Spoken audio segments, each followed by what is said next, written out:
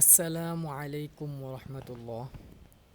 Guys, আজকে আমি আপনাদের জন্য ক্যাপাচিনো আইস এবং লাতে আইস কিভাবে বানানো যায় সেটা আজকে আমি আপনাদেরকে দেখাবো।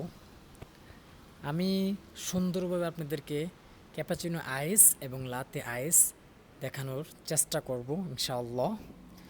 সো প্রথমে ক্যাপাচিনো আইস এবং লাতে আইসের জন্য আপনাদেরকে কি করতে হবে সেটা হচ্ছে,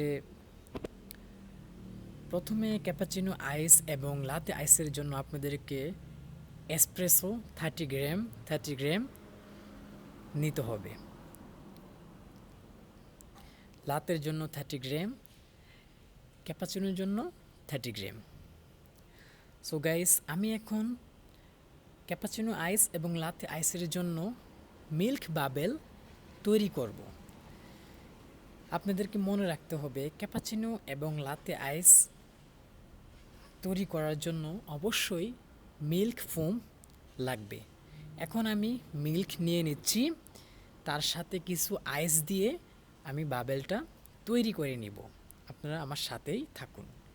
আমি আইস দিয়ে দিলাম, এখন আমি এটাকে আপ ডাউন করব। আপনাদেরকে এই জিনিসটা মাথায় রাখতে হবে যে ক্যাপাচিনোর জন্য বাবেল একটু বেশি দেওয়া লাগে আর লাতের জন্য একটু কম দেওয়া লাগে। For cappuccino bubble is more and for latte just little bit bubble. So guys, আপনারা দেখতে থাকুন আমি কিভাবে মিল্ক বাবেল তৈরি করি, আই মিন ফোম তৈরি করি।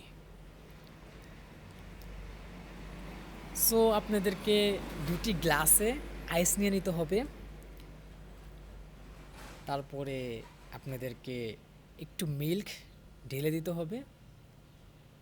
মিল্ক ঢেলে দেওয়ার পরে এসপ্রেসো 30 গ্রাম দিয়ে দিতে হবে। তারপরে আপনাদেরকে কি করতে হবে, আর একটু মিল্ক ঢেলে একটু মিশিয়ে নিতে হবে। তারপরে আপনাদেরকে বাবেলটা দিয়ে দিতে হবে। আমার বাবেল তৈরি হয়ে গিয়েছে গাইস, আমি আইস গ্লাসও নিয়ে নিলাম। তো গাইস, আমি এখন একটু একটু করে মিল্ক দিয়ে দিব 2 গ্লাসে দিয়ে দিলাম। এখন আমি 30 গ্রাম এসপ্রেসো দুটোটাই দিয়ে দিলাম। এখন আর একটু মিল্ক এই দুটার সাথে মেশাবো। এটা ক্যাপাচিনো আর এটা লাতে।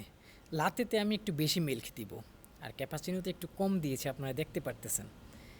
ক্যাপাচিনোতে ফোম একটু বেশি দিব, কেন ক্যাপাচিনোতে বাবেল একটু বেশি লাগে। আমি বাবেল একটু বেশি দিয়ে দিলাম আর লাতেতে একটু আমি বাবেল একটু কম দিচ্ছি, দেখতেছেন গাইস। ওইটা লাতে। আমার ক্যাপাচিনো আইস এবং লাতে আইস হয়ে গিয়েছে। এখন আমি এই দুটাকে কাস্টমারের জন্য সার্ভ করব। আপনারা দেখতে পাচ্ছেন দুইজন কাস্টমার বসে আছে, তাদেরকে আমি এখন সার্ভ করে দিব। আজকের জন্য গাইস এতটুকুই। ভালো থাকবেন। আসসালামু আলাইকুম ওয়া রাহমাতুল্লাহ।